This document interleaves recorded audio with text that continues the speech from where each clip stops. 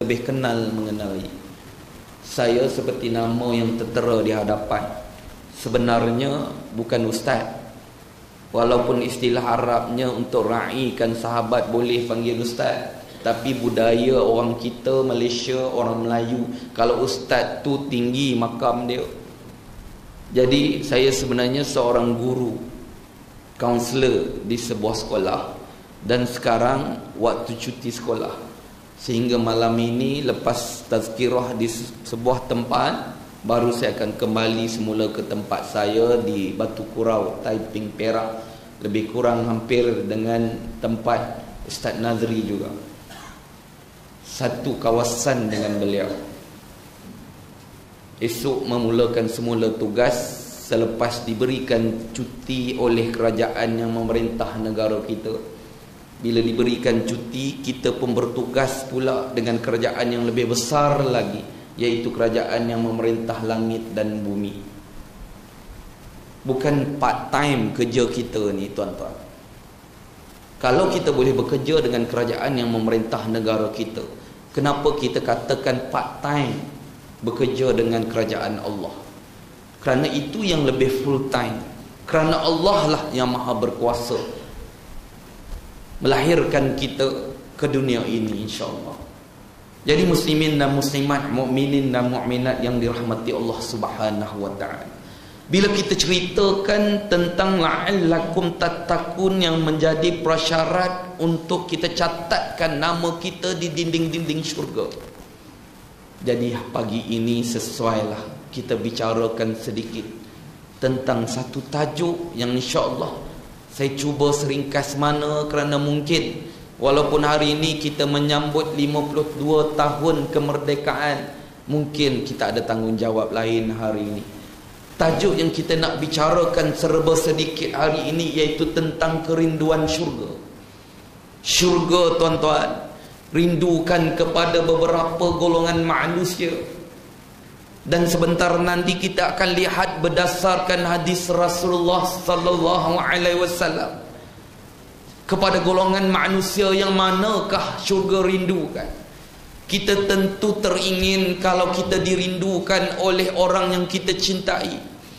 Nak pula musim nak sambut hari raya nanti, hujung Ramadan nanti, kita tertanya-tanya adakah anak cucu kita akan kembali bercuti bersama kita, ataupun kita akan kembali ke kampung masing-masing mengandap ayahanda, ibunda yang tercinta. Itu tandanya kerinduan. 10 Ramadan ini awal alhamdulillah penuh surau, ke mana-mana kita pergi penuh masjid. Masjid, sebuah surau dan sebuah masjid di tempat saya tinggal. Awal Ramadan saya kosongkan jadual, tidak ada kuliah atau tazkirah. Terlewat sedikit malam yang pertama nak ke surau, sampai sahaja tengok-tengok yang tinggal untuk saya anak tangga yang kedua. Faham tak, tuan-tuan? Maknanya betapa ramainya malam sebelum tu nak dapat 2 saf pun payah. Tiba-tiba kita yang selalu berada di surau itu terlewat sikit, terpaksa berada di anak tangga yang kedua. Maknanya anak tangga tu di luar lah, tak boleh sembahyang. Sembahyang nanti jatuh, tangganya kecil. Dan kemarin saya berada di sebuah masjid yang sangat besar di Shah Alam. Bila tazkirah ni, Masya Allah, hampir 3,000 orang jemaah. Besar masjidnya, penuh melimpah ruah. Tapi yang kita takutkan ibu-ibu, yang kita takutkan tuan-tuan, 10 Ramadan yang ketika mana Allah janjikan pembebasan dari api neraka, yang ini 10 Ramadan yang terakhir, maka beransur-hansur hilangnya jemaah. Kaum ibunya mulalah dengan ilmu Londonnya, kaum ayahnya pun sibuk dengan bagai-bagai aktiviti. Nak pula anak cucu balik ke rumah, lama tak main dengan anak cucu. Tu yang kita takutkan. Moga-moga kita istiqamah. Dan yang penting kita memohon Allah istiqamahkan pendirian kita agar tetap berada di rumah Allah ini hingga Syawal nanti dan seterusnya insya-Allah. Muslimin dan muslimat, mukminin dan mukminat yang dirahmati Allah Subhanahu wa taala. Bila bercakap tentang kerinduan syurga, syurga rindukan 3 golongan manusia, kata Rasulullah.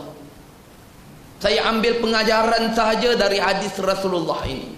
Syurga rindukan 3 golongan manusia, dan 3 golongan manusia itu yang bagaimanakah yang syurga rindukan?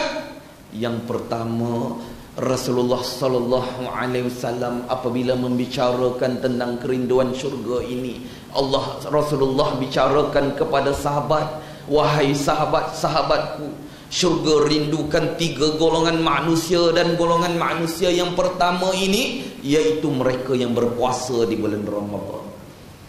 Kenapa Rasulullah sebutkan berpuasa sedangkan puasa itu adalah satu kewajipan bagi umat Islam? Kerana setengah orang Rasulullah dah tahu hanya berpuasa pada sudut zahirnya, tetapi batinnya bagaimana? Adakah sekadar berpuasa menahan lapar dan dahaga? Itu persoalan puasa yang dirindukan oleh syurga kepada umat yang berpuasa. Apabila kita bicarakan puasa ini, tidak kira orang tua atau muda, lelaki atau perempuan, kecil atau besar. Kita lihat kaum ibu khususnya, kalau anak-anak kecil umur 4, 5, 6 tahun pun dah dididik dengan puasa. Tak puasa kena marah. Ayahnya, datuknya janjikan kalau puasa sehari RM10, sehari RM50, sehari RM5.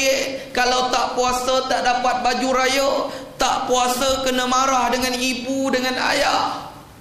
Begitu prihatinnya umat Islam di bumi Malaysia ini tentang puasa. Tapi dalam masa yang sama, anak remaja kita yang berpuasa tak solat, tak dedahkan aurat, kita tak rasa nak tegur. Sebab tu kita kena ubah persepsi kita tentang puasa.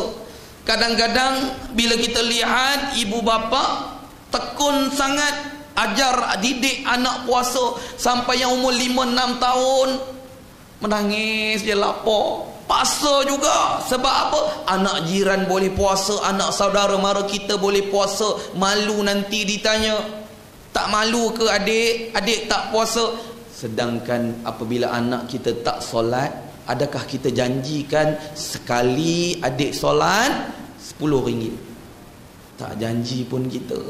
Sebab kita titik beratkan puasa lebih. Sedangkan hakikat puasa kita tak titik beratkan. Puasa, artis pun puasa, yang dedah aurat pun puasa, yang rambut merah, rambut oranye, rambut hijau pun puasa. Sembahyang tak juga. Sebab itulah ini budaya orang Melayu di Malaysia. Tak seperti budaya umat Islam, khususnya yang kita lihat sebentar tadi di Palestin. Tak sama kita puasa dengan mereka. Sebab itulah Allah gabungkan puasa ini dengan takwa. La'allakum tattaqun.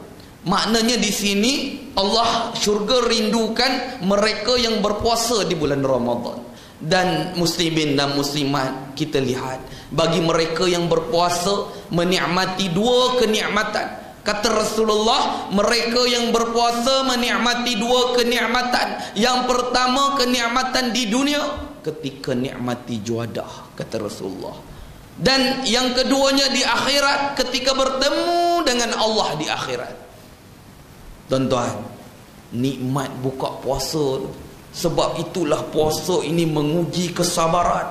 Puasa ini menguji nafsu kita. Puasa ini menguji jiwa, sifat amarah kita dan sebagainya. Kita lihat, nak tengok senang saja nak uji diri kita tentang nafsu di bulan puasa ni.